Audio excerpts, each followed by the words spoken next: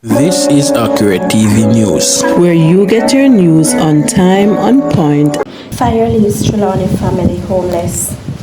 A family of 9 is now homeless after a fire destroyed a 4-bedroom dwelling on Newton Street in Falmouth, Trelawney on Wednesday morning. Jeffrey Scott, who lived at the house, said the fire started about 5 a.m. when his 7-year-old autistic son lit a mattress in a room. I was outside when I heard my sister shouting, "Fire, fire." We called the fire station but got no answer. When a fire truck from Iron Shore arrived, the building was completely destroyed, a distraught Scott told the Gleaner. Deputy Superintendent at the Falmouth Fire Station, Roland Blissett, confirmed that help to put out the fire came from Iron Shore in neighboring St. James. "We are having mechanical problem with our unit. Arrangements are in place for Iron Shore to respond in case of fire within Trelawney," informed Blissett. Local government Desmond McKenzie had promised a fire station would be built in Ulster Spring, which is 25 miles from Falmouth. However, the facility is yet to be constructed. Security guard get 18 years for slashing common law wife's throat. Security guard Elroy Griffith, who pleaded guilty last month to the 2018 murder of his 50-year-old common law wife, Mourine Johnson, was yesterday sentenced to 18 years imprisonment. He will have to serve at least 12 years before he is eligible for parole. Griffiths, 53, had pleaded guilty in the Portland Parish Court on June 21. He admitted to slashing Johnson's throat with a knife at their home in Buff Bay, Portland on August 20, 2019. The fact of the case, as outlined by Assistant Director of Public Prosecution Styleen O'Gillive, were that on the day of the incident, the couple had a domestic dispute. Griffiths was seen holding down the deceased and blood was seen coming from her nose. The deceased went to make a report at the police station. She returned home later that day and had to force open the door to the house in order to get clothes to go to the hospital. Griffiths returned home shortly after and inquired who had popped off his door. Johnson and Griffiths got into an argument later, and as the deceased attempted to sit on a chair, Griffiths pulled it, causing her to fall. Griffiths then took a knife, slashed her throat, and stabbed her in her stomach. After that, he threw the knife in the direction of a neighbor's premises and left with his bag. Fire was next seen coming from the room, which spread to the veranda. The skin of the deceased was burnt during the fire. "Officer, me can say something to you? I'm a Portland most wanted Elroy Griffiths. And me killed the woman and set the house afire, a Buff Bay officer," Griffiths said when he was apprehended by the police on January 18, 2022.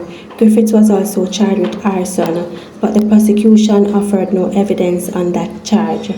Attorney-at-law Jacqueline Asher, who represented Griffiths, pleaded with Judge Vaughn Smith to be lenient in passing sentence. A St. Catherine man accused of burglary remanded. A St. Catherine man held in relation to the burglary of a house in the community of Greendale in Spanish Town was today remanded when he appeared before the parish court. Floyd Thomas, who is charged with 1 count of burglary and 2 counts of receiving stolen property, was ordered to return to court on July 19. Allegations are that on June 28, police personnel held Thomas after receiving intelligence. The court was told that he used a piece of stick to grab items through the window of a house. He was reportedly held with a smartwatch and 3 Samsung cell phones. Investigation led to one complainant identifying one of the phones. Thomas was subsequently charged following a question and answer session.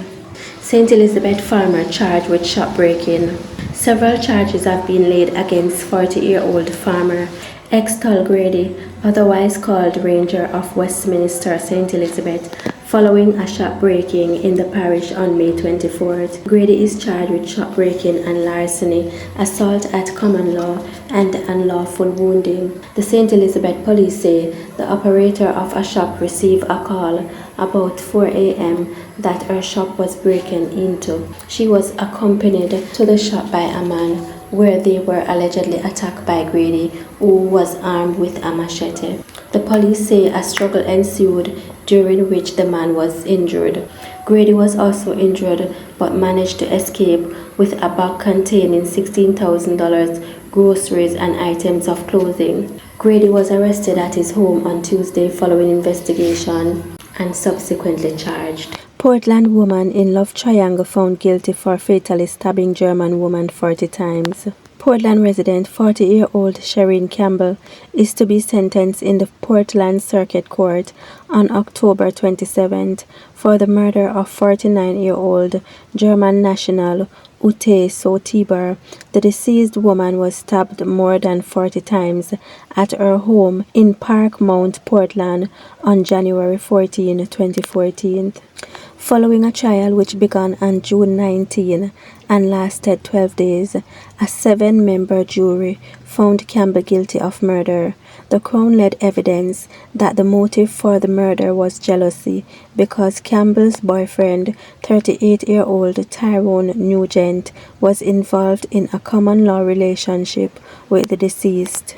Evidence was led by Assistant Director of Public Prosecutions, Styline Ogilvy, with Nugent was involved in a relationship with Campbell since 2011, and after he went to live with the deceased, he still maintained an intimate relationship with Campbell. The scientific evidence was that the deceased's blood was found on the blouse which the accused was wearing at the time of the incident. The post-mortem report revealed that death was due to stab wounds to the neck. Campbell had admitted to the police that she was at the scene and the deceased had asked her to leave the premises. She also admitted to the police that the knife, which was reported to be the murder weapon, belonged to her. In her unsworn statement at the trial, Campbell said it was Nugent who stabbed the deceased.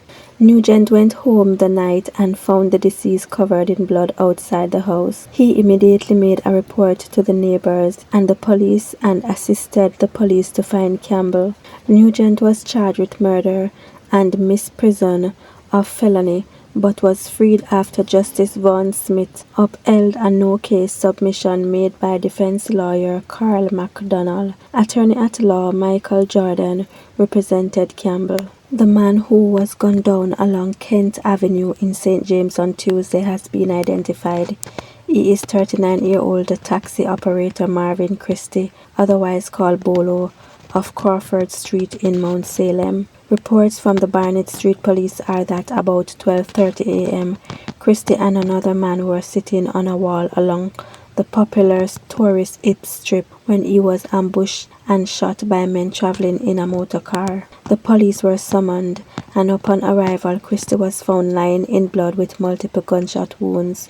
The scene was processed, and he was taken to hospital, where he was pronounced dead. Don't forget to subscribe to Accurate TV News. If you don't not do it already, you can do it now.